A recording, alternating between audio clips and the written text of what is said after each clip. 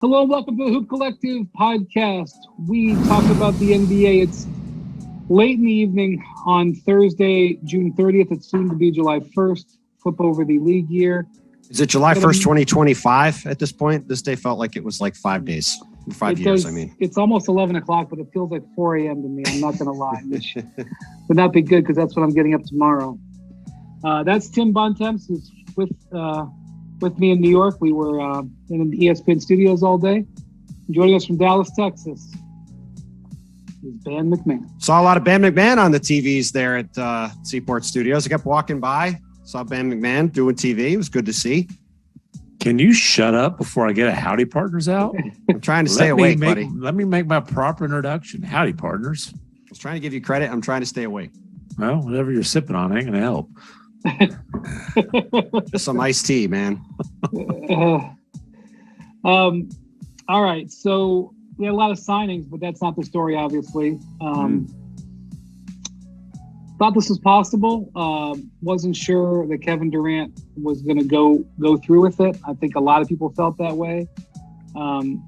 He makes the trade demand. Seems like the Nets are going to acquiesce, but the way they which acquiesce will be the story probably of the offseason. There's a lot happening right now. As you can imagine, a lot of the league is going to be affected by this. However this deal goes down, whenever it goes down, there's going to be side deals that happen, tremors off of the main quake, reverberations, fallout, etc. Think back to 2019 when Kawhi Leonard changed teams. It's the last time somebody of this caliber changed teams in this manner. It's going to be a similar impact this time around. As we sit here tonight, my feel is that this eventually could be a multi-team trade, just whatever it takes to Durant. But that could change. We'll maybe talk about that a little bit. First off, I don't really want to rehash what happened in Brooklyn. There's a lot of time for that. I don't think we've talked about it a lot. I don't think it's particularly useful unless either of you are like dying to get a takeoff about that. I feel like we've had a couple of years to get our takes off on that. I think we could just say it pretty simply. We're here because of 2 days. The day the Nets sent Kyrie Irving away from the team because he wouldn't get a vaccine shot, and the day they brought him back to the team before he got a vaccine shot. That's all it comes down to. Everything else is window dressing, but that's why we're here. And that's all we need to say. Okay, so let's look forward here. The Nets are going to make two moves almost certainly. One to send out Kyrie and one to send out Durant. It's possible they could be connected, but it's too early to really tell that.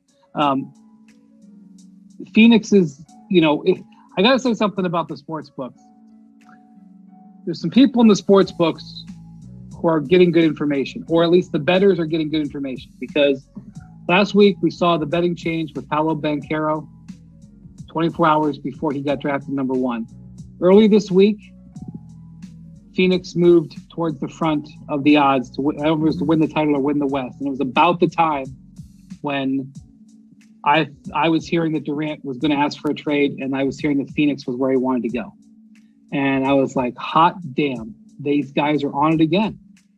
And I didn't know if it was going to, I didn't know whether Durant was going to actually do it. And, Kevin sometimes can change his mind on things. So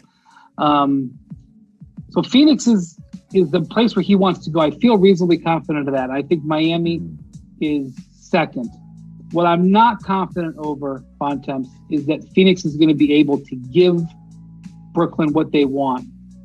And I'm also not confident that in what Brooklyn is going to prioritize, either how the leverage is going to work. So let me ask you this. How do you think the leverage is going to play out here with Durant, and especially wanting to go to Phoenix? I think Kevin Durant's going to be a Phoenix Sun. And here's why. I think when you look at these trades, there's a nexus point between what the player wants and what the team wants, right?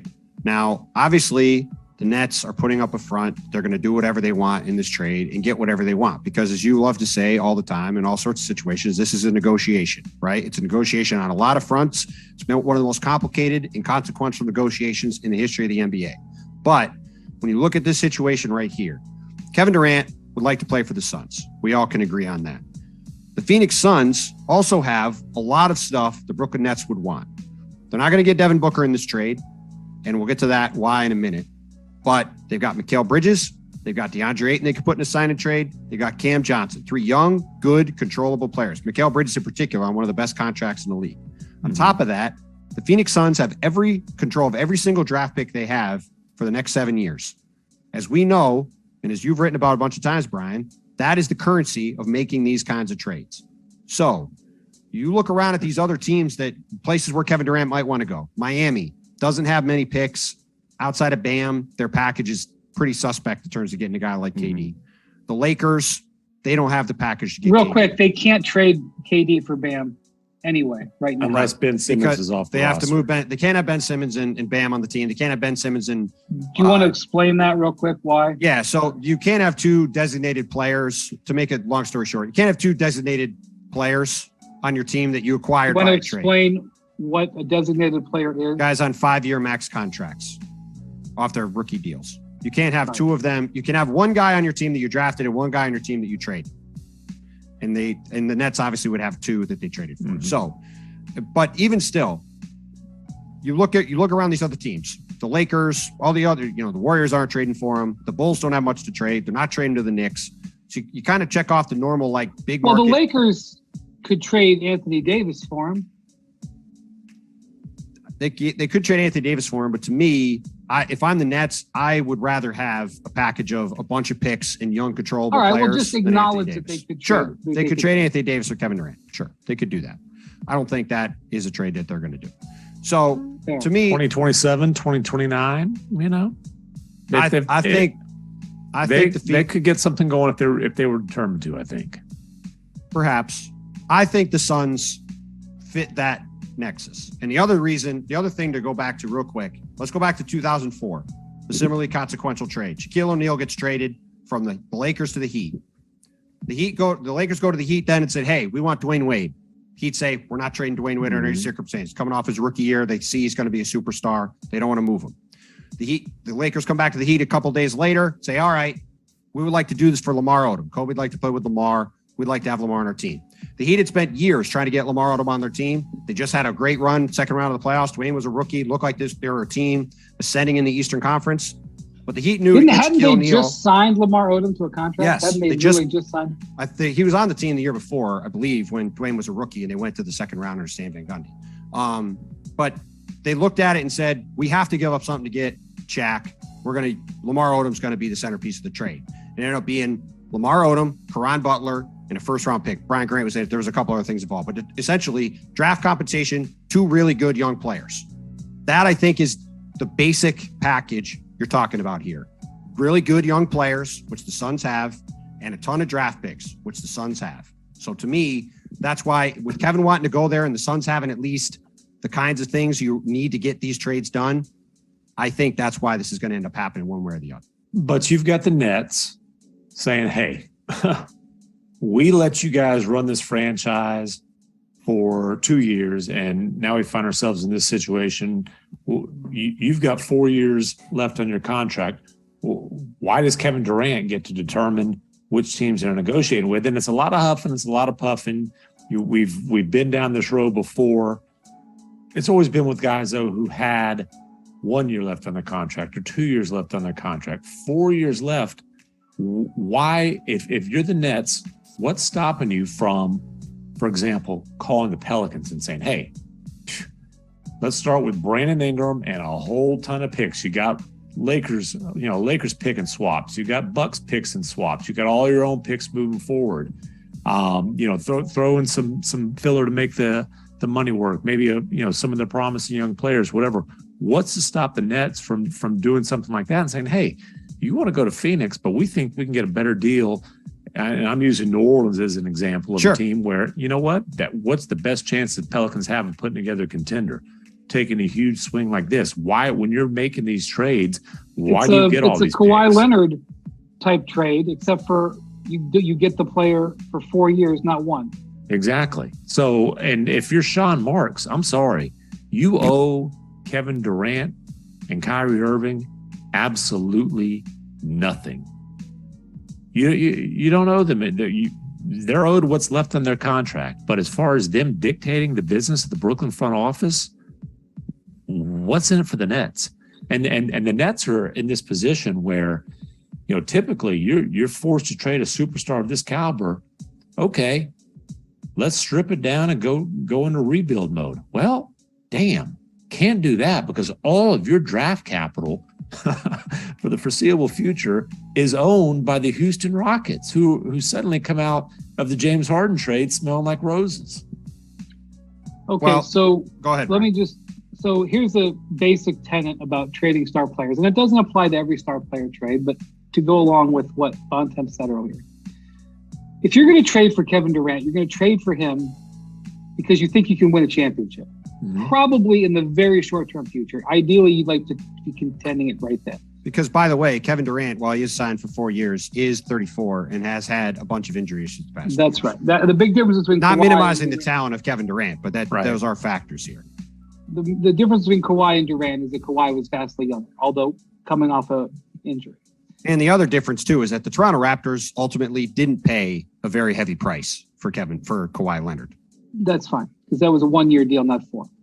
So typically, you're gonna want to have other stars on your roster, or at least one other star on your roster.